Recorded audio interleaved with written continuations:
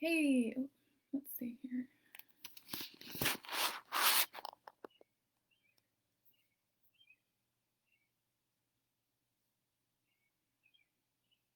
Hey, Katie Winkle here with There's a Balance for That. And I want to talk about self doubt today, where it comes from, how do you stop feeling it, and just kind of process a few things. I might get a little bit ranty about it because I got a message from a client of mine today, and I was like, man, we give ourselves a hard enough time as it is. We don't need to have the extra doubt from other people outside of us in our lives telling us like that we need to watch out or whatever. And so I'm going to talk about where self doubt comes from and how that can be amplified by the people that we surround ourselves with and what you can do about it. So, if you don't know me, I'm a mindset specialist. I started calling myself a mindset remodeler. Really, if you think about what Joanna Gaines from Fixer Upper does to a house in Waco, they like take down the pink tile and they tear down the walls and they get rid of the wallpaper and they put the hardwood floors and the shiplap in and they make it all like pretty and beautiful. They take out plumbing, you replace it. Like that's pretty much what I do with the mindset. It takes about as long as a remodel.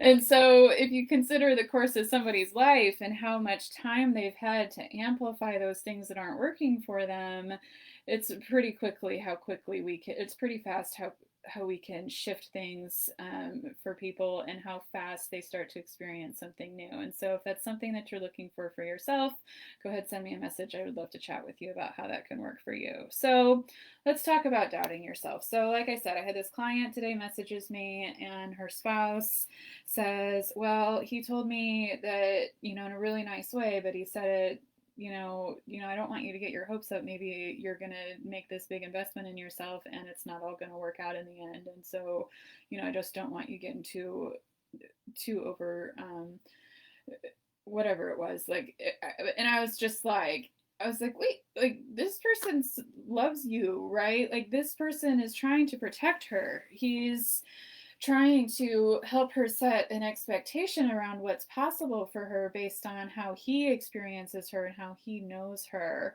But in doing that, what it did is it just amplified all of the doubts that she already has about herself. We all doubt ourselves enough. Everybody. We all doubt ourselves enough, and we don't need anybody outside of our own minds telling us that it's not going to work, that it's not realistic, that that's not for us, that things don't work out for the best. Like that's complete baloney that we would have somebody in our lives that's supposed to love us say, "Oh, you better watch out for that. You better not get your hopes up. You don't go after your dreams because that's not for you." I'm reminded of how many times I've seen this in movies where there's just caricature of somebody telling somebody else that's not for you. You know that you're not any good at that, and how discouraging that is, and how I can feel that every single time I witness that in film or in the media. And I'm thinking about the movie The Pursuit of Happiness. You remember when Will Smith and his kid are at the, hey, whoever's joining me, say hi so I know you're here or do something. I'm talking about self doubt and where it comes from and what we can do to kind of manage our way through it. So I'm thinking about the movie Pursuit of Happiness, and Will Smith tells his kids, like, hey, you probably don't want to get your hopes up about being a basketball star. And then he checks himself and he's like, okay, wait a minute. Don't let anybody tell you that you can't do something that you want to do. And I love that scene because it's so true. As a parent, we want to protect our children and we don't want to see them get hurt, and we do this with our spouses and we do this with our friends. They might have some crazy harebrained idea or not so harebrained idea and they want to go after it, but we don't want to see them get hurt, and so we might say something to discourage them from really putting themselves all in, and really all that does is it just perpetuates that cycle of them not feeling like they can go and do the things they want to do, and it makes them feel like something is missing in their lives because what they're trying to do is they're trying to stay safe. And this has been going on since childhood, right? It's that if we get out of our comfort zone, bad things happen to us. It's too uncomfortable, it's too painful, we're going to let ourselves down, and we're used to winning and we're used to staying comfortable, so we're going to just keep on doing things the way that we've always done them. And that's a problem because it's what leads to people not feeling satisfied in life. And so, where does this come from? This comes from programming that happens to us from our caregivers from the time of birth, pretty much, to about 7 years old. That's when most of our subconscious is forming. That's when our like core beliefs, those things that we really, really know about ourselves, are being formed. And when we keep on being told the same story over and over and over and over again, it just builds on itself over and over and over and over again. And so this client that I have, she grew up feeling stupid, like, and that she couldn't do things and that she wasn't good enough. And so now she's in a marriage where her husband's like, hey, you better not keep doing, I just want you to, not have your expectations be too high. And that really hurt my heart to have her send me that today. And so, what her and I are doing, our whole entire work together, is about dismantling all of this programming. But how do you do that when the people around you are trying to protect you from being hurt because they don't want to be there for the fallout, really? That's what's going on. But also, they're putting that on you because they don't want to feel that disappointment themselves. And so, it's easier for them to feel safe if they're protecting you, right? But if they put themselves in your shoes, they don't want to feel any different. Like, they don't want to be the ones that are let down. And so they just think everybody wants to do that. And we all do this. We all do this as society. We all do this as a culture.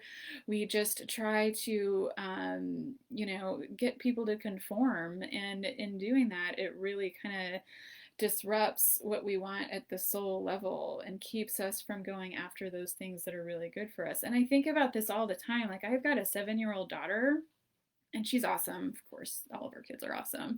But like, she's very high energy, and she's like a super like dense, active kid, and she jumps. Like, she jumps so much that our light bulbs get loosened from our light fixtures in the house, and like the whole entire house shakes. And she's loud, and she interrupts people, and she doesn't listen, and she's fast, so she sometimes makes some mistakes, and that's just kind of how she is. And so my husband and I, we struggle with it, and we're like, hey, we need you to cooperate, we need you to listen. And so what's the narrative that she's getting? I think about it all the time. I'm totally aware of it.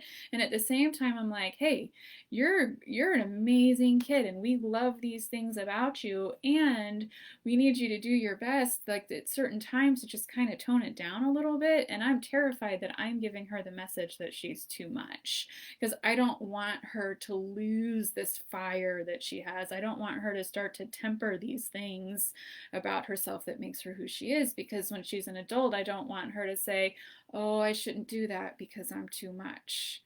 It hurts my heart to even think of it. And so, how do you manage this? Well, the quickest way to manage this, honestly, is to get a hold of me and see if I can support you with your stuff at the subconscious level. That's the fastest, easiest way to do it. But another way to do it is for you to just kind of sit with yourself and go, okay, what is the part of me that has already accomplished what I want? What would that version of me say to this version of me? What would that version of me say to the people around me that aren't supporting me right now? What would that version of me feel like when these things that I'm telling myself aren't a problem anymore? Because they aren't.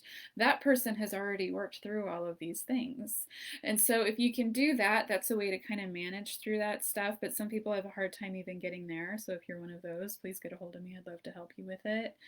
And I think I'm going to wrap it up there, but I was really feeling kind of ranty and frustrated at the idea, and like how often we see that story where somebody is kept small by the people around them because the people around them feel threatened or need to keep them in a certain kind of container because that's what's more comfortable for them. So if you have those people in your life, and we all do, I would highly encourage you to have a conversation with them about what their dreams are, what are their goals, what do they want to create for themselves, why do they think they can't do it, what would the version of themselves be saying, if it was already done, and start to open up those conversations and start to open up that awareness and see how that starts to shift the dynamic and shifts the prioritization of going after the things that you really want. If you have any questions on anything that I talked about here today, I'd love to hear from you. Go ahead and send me a message. And if not, I'll talk to you next time. Take care.